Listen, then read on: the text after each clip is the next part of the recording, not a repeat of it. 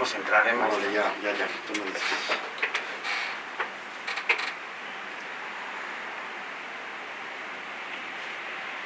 Un saludo muy especial a todos ustedes que nos escuchan en este sábado 5 de octubre del 2019. Hoy el programa 1205. Gracias por escucharnos como lo hacen sábado a través de Radio Juventud en el 101.9 de la frecuencia modulada. Un programa en sus dos bloques que no se puede perder. El de esta hora en vivo, y yo saludo a nuestro invitado, doctor, porque es doctor, ¿verdad, doctor? Sí. Tiene el grado de doctor, para que entendamos mejor el término. Sí. No soy médico. No es médico, es que es una costumbre, ¿verdad? Sí, el doctor es el médico, sí. Don Ricardo Contreras, ¿cómo está? Muchas gracias, Memo. Pues estoy muy complacido. Traigo un tema muy importante que tiene que ver con ustedes, que es la cultura política y el movimiento del movimiento de 2 de octubre en Celaya. Correcto. Y también la referencia es esa, ¿verdad? Yo también luego se me cruzan los cables, 2 de octubre del 68, que hay que entender algo que ocurrió esta semana y que para muchos no habíamos visto en Celaya, en ese número y en esa multitud. Sí, y además hay elementos analógicos, ¿no? Pero no en el sentido mecánico o sí. Pero sí hay una lucha de los jóvenes. En el 2 de octubre fue porque tiraron porque hubo una pelea, hubo un exceso de fuerza pública, y entonces hubo una denuncia de los estudiantes ciudadanos hacia el gobierno, y también un pliego petitorio donde se pedía quitar una serie de cláusulas por ejemplo, que eran contradictorias a la Constitución y a la libertad de expresión y a la libertad de reunión. Entonces sí hay elementos análogos. A ver, le voy a dar el número telefónico, los números telefónicos a quienes nos escuchan para que participen con nosotros. Va a estar muy interesante las 2 horas de tiempos políticos. 461-61-60840 y 800-450-06, y a través de WhatsApp 461-346-3167. Ahora sí entremos a este asunto de los elementos análogos. Bueno, me voy a ir más bien dicho por una serie de definiciones. Sí. Miren, por ejemplo, la cultura política. ¿Qué es la cultura política? Es un conjunto de prácticas y representaciones que se le llaman hábitos, interacciones y procesos sociales que se dan en los actores sociales, tanto de una sociedad o un grupo o de una sociedad de manera amplia, y tiene que ver con sus comportamientos, las formas de actuar, y la búsqueda es las cosas de permanencia o de cambio de las formas políticas. Tiene que ver con las instituciones, con las formas de participar. Generalmente hay una estructura política. Fíjense que se puede ser tanto de una institución, llámese lo que quieras, hasta una institución como el ISSSTE o como una universidad o como un centro de trabajo. Sí. Es un lugar donde se ejerce una cultura política, y es tan importante la cultura política porque puede transformar la sociedad. Bueno, en el caso de México, pues hay partidos políticos, hay participación formal, pero también hay que entenderlo esto en una dinámica de luchas sociales, y hay espacios y formas alternativas, y la cuestión de conflicto es muy interesante. Puede ser un conflicto frontal, beligerante, o puede ser un conflicto social de espacios que se dan. Esto es importante, lo de cultura política, porque a nivel analítico se puede estudiar prácticas institucionales, ¿no? Sí. Hay espacios donde son muy abiertos, se trabaja muy bien. Otra vez estaba viendo un trabajo del Cirque du Soleil, y el Cirque du Soleil, para ser muy creativo, necesitas espacios abiertos. No puedes tener jerárquicamente a tu jefe, y no puedes no hablar, y no puedes no comentar, y no nada, no, son espacios abiertos. Estos espacios de comunicación deben ser abiertos porque necesitas que fluya, que haya opinión, y tú más que nadie lo sabes. Bueno, esa es la cuestión de la cultura política. Sí. Ahora me voy al contexto neoliberal, porque es importante partir del referente, el contexto histórico.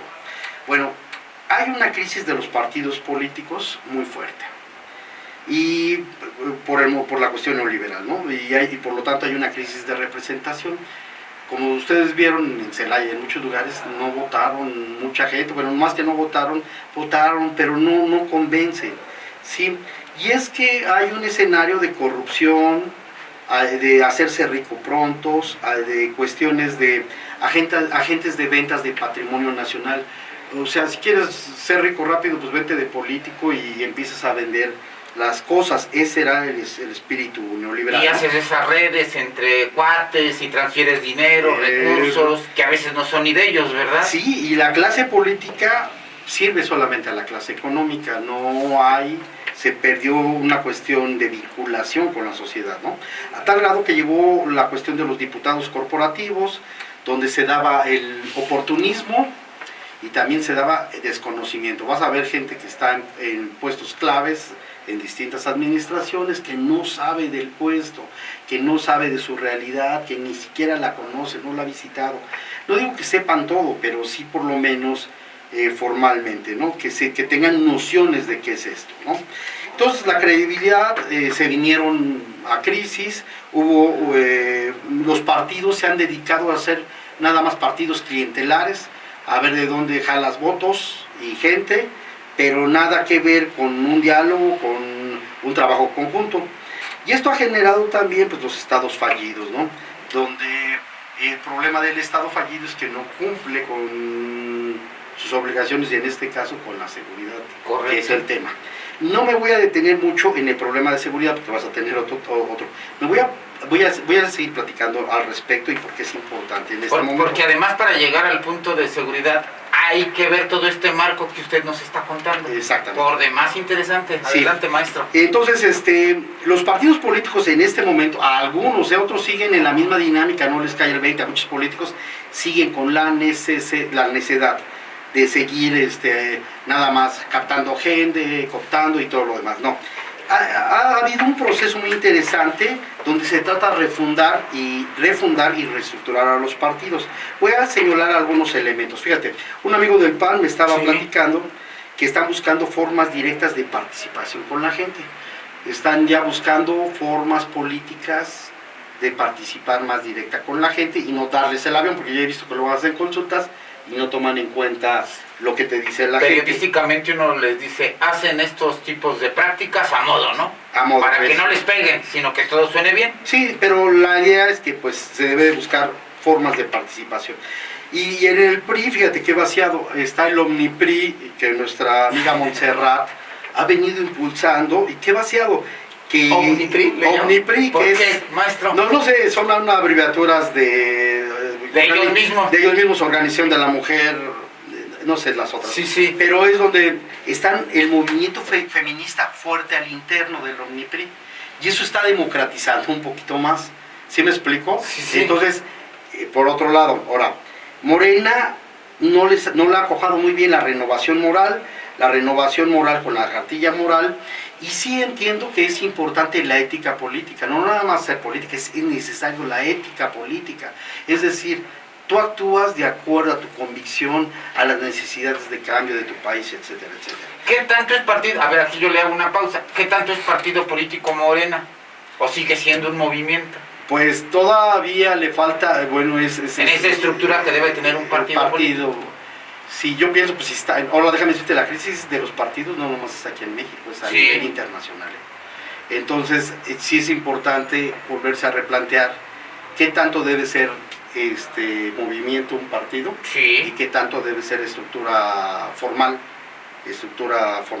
Pero sin embargo, bueno, ahorita voy a seguir platicando de eso. Lo que es el cambio 21 o el siglo 21, que era el antiguo PRD, pues trata de hacer liderazgos, concentrar al PAN y al PRD, darles una bañadita para tener una postura propia en el escenario político. No ha cuajado, no tiene todavía gente, no quieren discutir la gente del PAN con los del PRD, etcétera. Bueno, sobre todo se olvida el trabajo, y eso es lo que te quería decir, Memo. Sí. Se olvida el trabajo de base. Entonces, ¿cuál es el trabajo de base? Ir a las comunidades, a las colonias, platicar, partir de las necesidades, hacer intervenciones, que la gente se involucre en las actividades y en sus mejoras, que la gente participe, pero no aventarla, no darles, sino es un rollo de interacción. Y también tienes que formar cuadros, entonces acciones con el partido, abrir espacios, dignificar a las personas. El militante no se da ya en una escuela de cuadros. Antes los llevaban por ejemplo, a los panistas y a los puristas los llevaban a la escuela de cuadros y les daban unas teorías de liderazgo muy mafufas, ¿no? Veían a Hitler, y luego querían adoptar modelos mixtos de a Gandhi. Imagínate Gandhi con Hitler, o sea, nada que ver. Bueno, hacían esas mezclas raras. Hacían esas mezclas raras para tener efectos, y salían libros sobre el poder y querían ellos manejar la cuestión del poder. Bueno, entonces se necesita trabajos democráticos, necesitan mesas de trabajo, discusión, reflexión, colaboración, y ahí es donde se debe formar los cuadros, en la talacha, en la salida, en los problemas, que vean cómo están las cosas, no que resuelven con formación de cursos de oralidad, ¿no? A ver quién hace un discurso más conmovedor, o de dramaturgia, donde fingen sentir el dolor de la gente y entonces se ponen a llorar por la niña. Es que es como arte dramático. Sí, arte dramático, y ya teatro. Y como ponerse el traje y la corbata y sonreír, ¿no? Y sonreír, y la mercadotecnia de la venta. No, o sea, eso nos ha llevado a la crisis.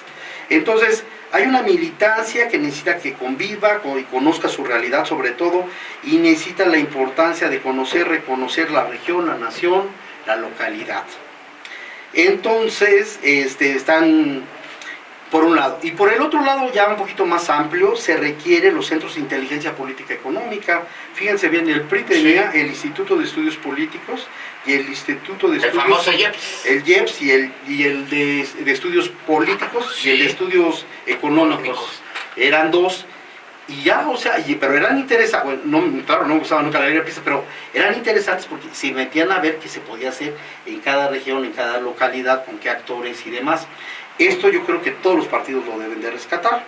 Se analizaba y se proponía territorialmente. Ahora, fíjense bien, me gustó algo que dijo una mujer indígena. Una mujer indígena sobre cultura política dijo: yo no quiero ser una figura cultural, yo quiero ser una figura política. Y yo digo, caray, y luego dije, entiendo perfectamente qué quiere decir. La política es acción. Correcto. La política es moverse, es ir a la demanda. Bueno, entonces lo que vamos a platicar hoy es lo del 2 de octubre y de los estudiantes. Correcto. Entonces hay una lucha simbólica que me gustaría plantear al público, no voy a esperar a que la contesten, pero para que vean. Que eso no lo ve uno ni lo cuenta en las notas periodísticas de todos los días. Son otro tipo de análisis. Buen día, Juan Daniel, te saludo y aprovecho. Sí, buen día. Juan Daniel, hola, buenos días. Buenos días. Entonces, fíjense bien, estuvo el 2 de octubre una manifestación de aproximadamente 14,000 manifestantes. El gobernador Diego Sinue felicita a los estudiantes por conmemorar el aniversario del 68 en un tuit. 2. Otra versión. Mauricio Hernández, un regidor independiente, por el contrario, niega la remembranza del 68 para decir que el evento fue para manifestar y protestar sobre la crisis de inseguridad. Son dos tesis interesantes como para que se entienda qué es la cultura política. Entonces son dos tesis antagónicas, simbólicas, con distintos efectos sociales. Si el gobernador Diego Sinue felicita y muchas gracias, qué bueno que vinieron a la marcha, sí, ya pasó eso hace 50 años, 51 años, qué bueno que lo recordaron, genera un efecto estéril. Sí. Pero también Mauricio Hernández, entiendo que centra el punto en la cuestión de la inseguridad, la crisis de inseguridad que vivimos en Celaya, pero también desligarlo de contexto histórico es un peligro. Yo te les voy a decir por qué es un peligro. Sí. Pero bueno, sí entiendo los dos efectos y qué bueno. Sí, y los dos discursos, ¿verdad? Y los dos discursos distintos. Estamos de acuerdo. Bueno, entonces están estas dos portadas. Bueno, se tiene que negar, aquí sería una pregunta, se tiene que negar la historia, la memoria colectiva, las experiencias de los movimientos estudiantiles, el papel de los jóvenes en expresiones de denuncia. Y además la marcha es una fuerza, son actores sociales, pero hay otras maneras, hay plantones, hay manifestaciones, hay pancartas, hay eslogan, se pueden dar en un evento y pueden darse en otro evento. Hay eventos que son contestatarios y hay eventos donde ya entra la gente a cosas más propositivas. Este evento es contestatario. porque denuncia que el gobierno trae una crisis muy fuerte, donde un Estado fallido a los 3 niveles, sobre todo a nivel Estado y a nivel municipio sobre todo, ¿no? Entonces, más de 100 muertes en esta ciudad, donde estamos dentro de las 32 más peligrosas, de las 50 más peligrosas dentro del mundo, nos dice bastante. Entonces hay distintos actores en Celaya. Mi pregunta es, ¿quién pudiera haber encabezado esta inconformidad? ¿Los partidos políticos? A lo mejor sería lo más correcto, pero no, porque hay una crisis dentro de ellos y no tienen legitimidad. No hubo ningún partido político en la marcha. Hubo un movimiento empresario hace días donde salieron de blanco y todo lo demás. Muy bien, no fue muy fuerte. Los colonos tampoco, no subestimo, pero no tienen esa fuerza. Los tortilleros, los vendedores de autos, los vendedores extorsionados, pues sí, serían las personas adecuadas, pero no son en magnitud, todavía no están organizados. Los sindicatos, pues hace mucho que los apagaron y hay pocos sindicatos que manifiesten ante la sociedad, tanto sus derechos como sí, de la sociedad civil, ¿no? Los padres de la víctima, los muertos desaparecidos, pues están fragmentados en distintas colonias, en distintas localidades, pero no están concentrados en algún lugar, ¿no? Entonces, ¿por qué no se da todo esto? Pues porque hay algo que se llama fragmentación social, que es crisis del capitalismo neoliberal, y que esto nos dice que no estamos juntos, estamos disociados, estamos separados, no hay fraternidad entre nosotros, es decir, no hay cohesión social. Así como los partidos están en la circunstancia que usted le analizó, también nosotros que no pertenecemos toda la a ningún sociedad partido estamos social, muy fragmentados, y ves muchos de los problemas que hay, ves a los jesuitas que están trabajando sobre la fragmentación social, porque estamos muy lastimados, muy lacerados, muy desunidos, muy poco organizados. Entonces los movimientos tienen que ver, primero, porque les afecta. Entonces los estudiantes salieron porque les han matado estudiantes a las puertas, o los han sacado de las instituciones. Por el miedo se han juntado, porque lo que le pasa a uno le pasa al otro. Entonces hay una analogía entre las instituciones educativas. Por responsabilidad, eso es importante. No podemos, como ciudadanos, ver que están pasando las cosas y no tomar una postura social ante lo que está sucediendo y por fuerza. Entonces el impacto de las víctimas por la capacidad de socialización y por la representación social que tienen se dio en los estudiantes. No es natural, tuvo que haber pasado una desgracia, pero sí hubo una reacción. Entonces, ¿qué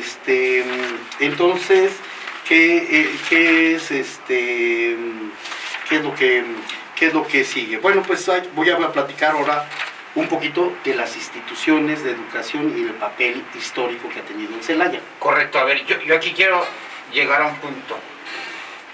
Estas circunstancias que hoy vivimos, fragmentación social, partidos políticos que no recogen ni sí, reflejan las principales demandas de la sociedad, que también está fragmentada, producto del neoliberalismo. Sí, producto después de 30 y tantos años. Después de 35 años. Porque usted dijo, la crisis no es en Celaya ni en México, que no es justificación de la demagogia política, es algo global. Es algo global, pero se ha dado más en los países periféricos, porque nos hemos dedicado a vender, a no escuchar, a gastarnos el dinero, a mantener la burocracia, a enriquecerse inexplicablemente. Entonces, estas cosas se dan en este contexto, y esta es la crisis, y no es nada más de cambiar a uno, no es un problema de liderazgo, no es un problema nada más de un conocimiento de un actor social, es un problema mucho más amplio. Y así estamos hoy, en este punto hemos llegado hoy. Ahí hemos llegado a este punto, y espero que no siga paremos estas cosas. Correcto. Que los partidos hagan lo que tienen que hacer,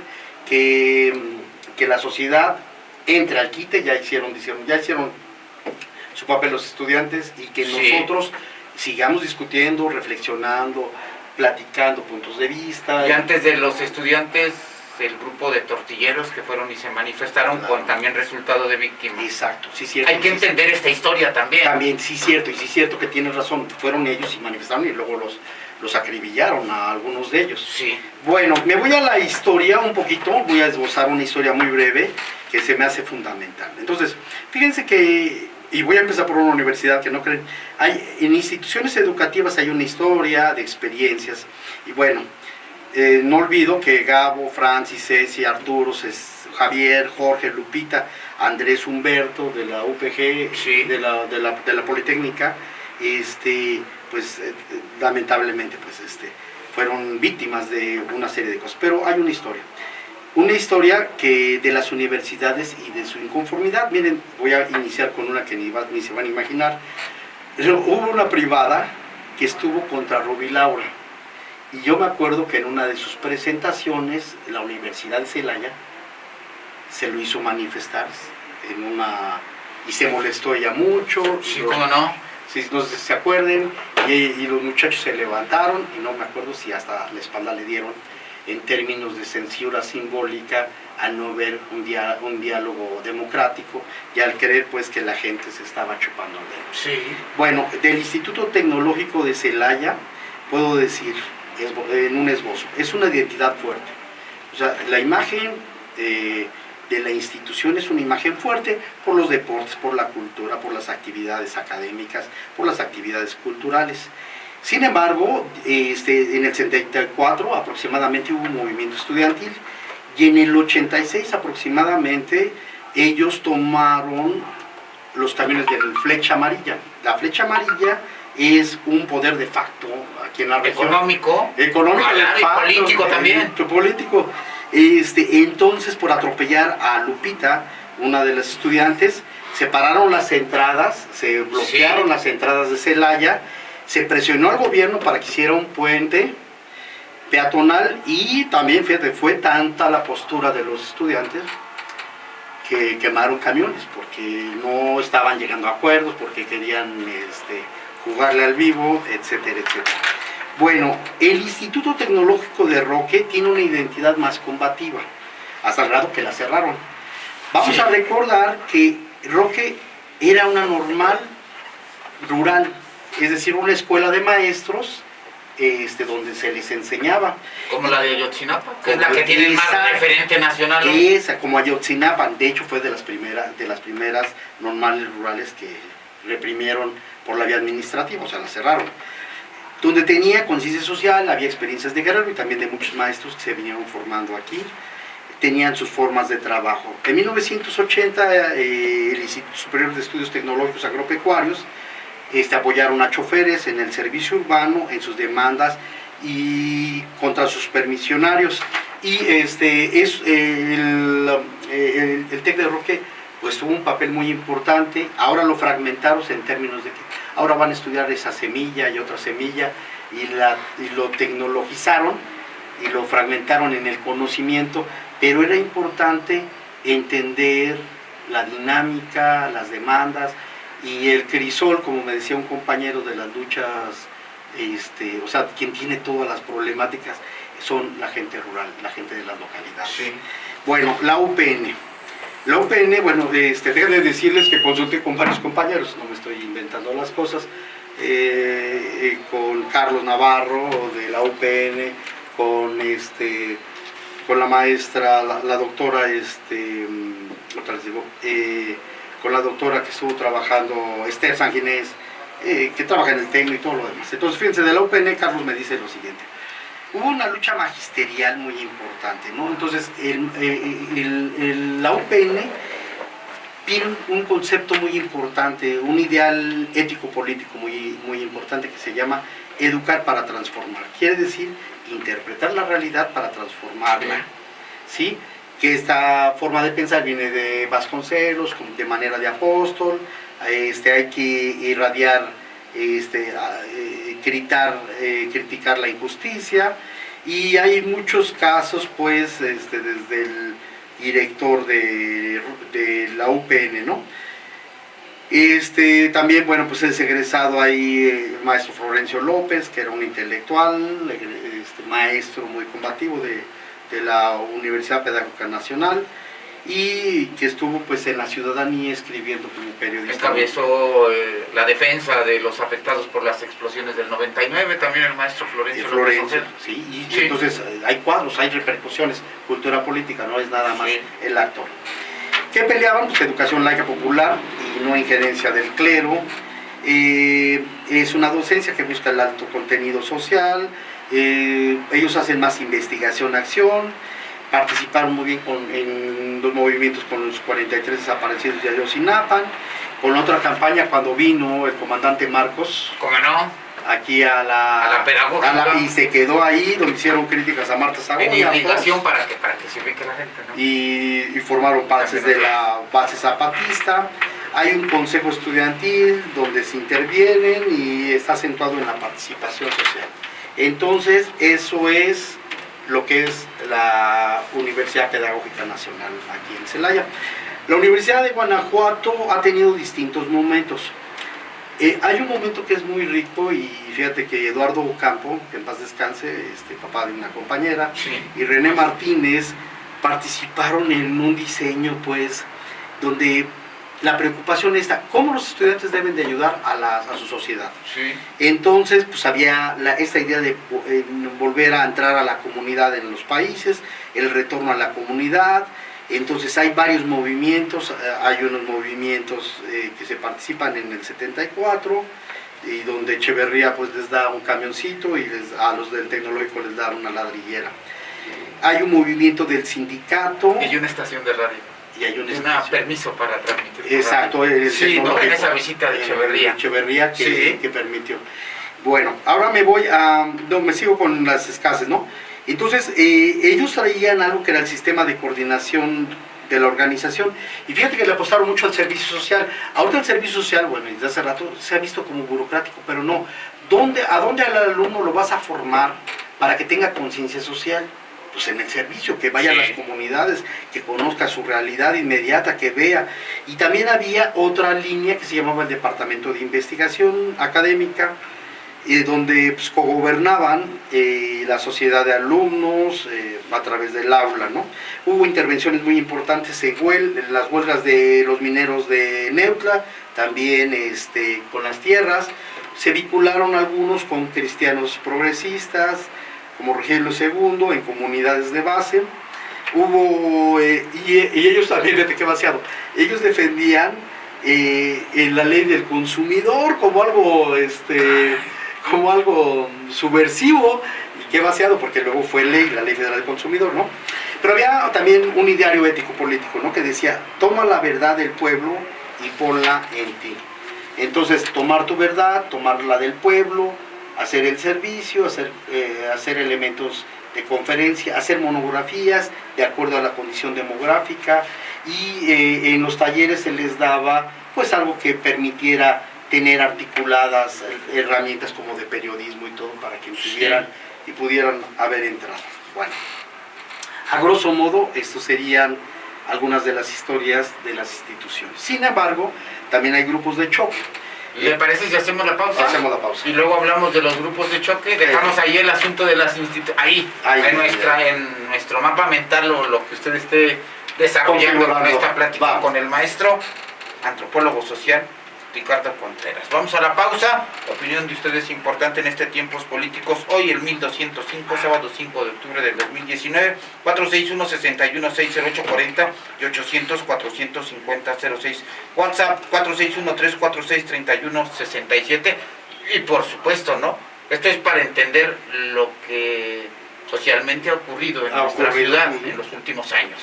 Con esta marcha, la de esta semana, que fue muy importante y que a muchos impactó. La pausa y regresamos. Vamos a la pausa. Amigo. A ver, la pausa y regresamos.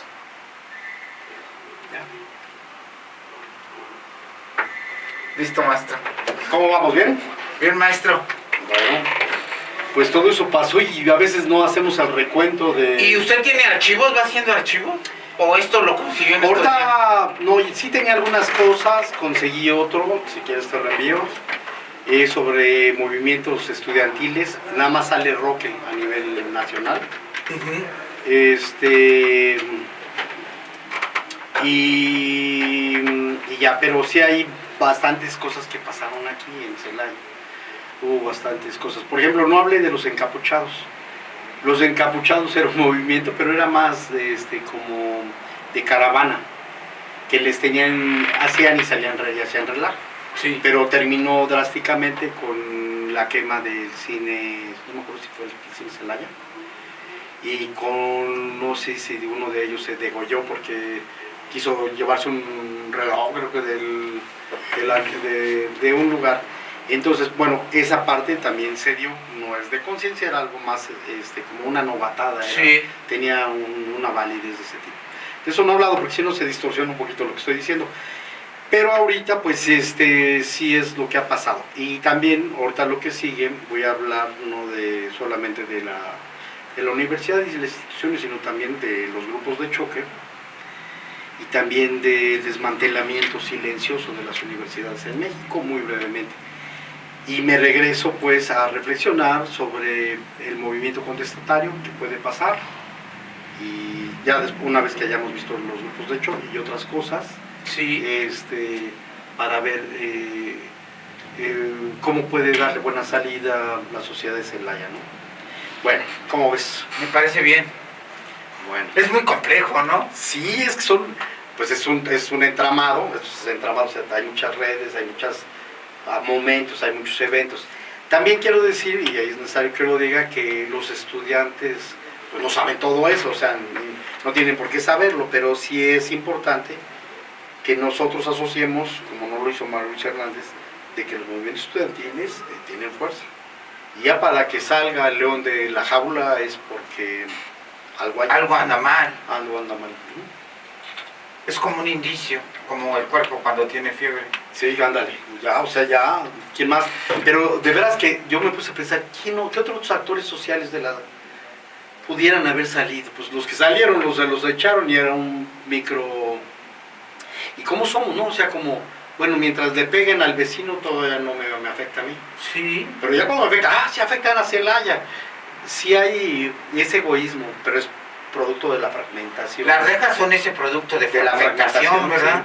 Sí, es una ayuda que se socializan los colonos, pero como me vale lo que pase allá afuera. Aquí sí, como si nada más caminaran en su calle. Sí, exacto, me preguntas algo de las rejas, sí sería bueno. Y eso no es así como generar comunidad. ¿Cuántos políticos hoy, y yo digo, aquí en el estado, ya porque no vamos a ni, son conscientes del resultado de 30 años del neoliberalismo? No. Y además son cínicos. No creo que ninguno. No. Porque además el mundo anda en esa búsqueda, ¿no? Sí. De cómo reacomodarse. Pero además, ¿sabes qué? Que son bien vaciados, porque como muchos de los neoliberales, el neoliberal está en el esquema de modernidad, se van a que les hagan su proyecto en otro lugar, en Singapur, o sea, yo no sé qué onda, van y hacen que hagan el proyecto de Diego Sinue. Cuando se hizo el proyecto aquí, con la gente de la Latina, que hizo un trabajo excepcional, porque fueron a municipios, abrieron mesas, abrieron diálogos, trajeron especialistas, algo similar que hizo Cambio 21, este exgobernador, con el TEC de Monterrey, hizo un trabajo bien interesante. No, entonces siempre lo que suene externo y moderno va a ser... Es como en los 70s con Japón, ¿no? Nos metían Japón, que eran un ejemplo, la Segunda Guerra, y destruidos, los 80, sí, queríamos ser japoneses y todo. Pero sí, me molesta porque como que negar la realidad y no ver sus condiciones o no estudiarlas. Te vamos a entrar.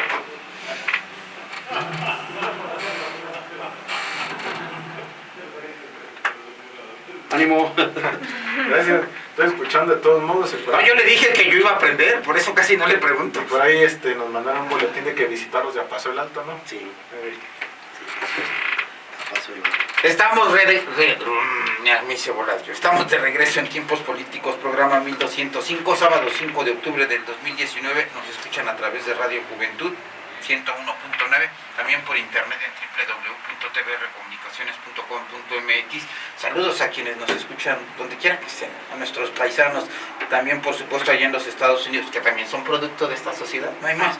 461-61-608-40 y 800-450-06 y 461-346-3167, 20 minutos y serán las 12. Maestro Ricardo Contreras, nos quedamos en el asunto de los grupos de choque. Bueno, pues fíjate que los grupos de choque tienen como finalidad desviar, transgiversar, infiltrarse, intimidar, desmantelar, desvirtuar. Todas estas cosas los hacen grupos de choque, o sea, para que también no digan, ay, todos los estudiantes son buenos. No, espérense. Tenemos que identificar también, Sí. porque históricamente han jugado. Aquí, bueno, pues en Guanajuato han jugado el papel del muro, que son los anteriores al yunque, que son los grupos de ultraderecha, y que estaban articulados con grupos del tecno, los tecos, Sí. los tecos, con la Universidad Autónoma de Guadalajara, ¿no? Y las tomas de poder. Estos grupos juegan un papel donde pues los vinculan, los subsidian, los capacitan por la vía de la fuerza, por la vía del discurso, y mucha gente también pues tuvo estos perfiles, y no dudo también que hayan estado por aquí o por allá. Bueno, sin embargo también casi nadie ha hablado de esto, de que hay en las mismas instituciones hay un desmantelamiento silencioso. Y déjenme platicarles, el desmantelamiento silencioso, ¿qué quiere decir esto? O sea, no era necesario a veces traer un grupo de choque. No se nota. No se nota, y hay cosas que hacen que ayudan a la fragmentación. Déjenme platicarles cuál es. Hay algo que se llama el sistema de créditos. Sí, ¿cómo no? El sistema de créditos es donde tú, pues como vas avanzando, te vas inscribiendo en las distintas materias y todo lo demás. ¿Para qué sirvió políticamente el sistema de créditos? Para fragmentar los grupos. Entonces, si tú en el primer semestre tenías un buen grupo y tuviste experiencias políticas o no políticas de salida, O de amistad inclusive. o de amistad y todo lo demás, se acabó. El sistema de créditos fue un sistema político de pulverizar en términos de romper experiencias colectivas, a menos que haya otra cosa fuerte. Quienes hoy estudian, que son la mayoría, entienden, ¿no? Pasan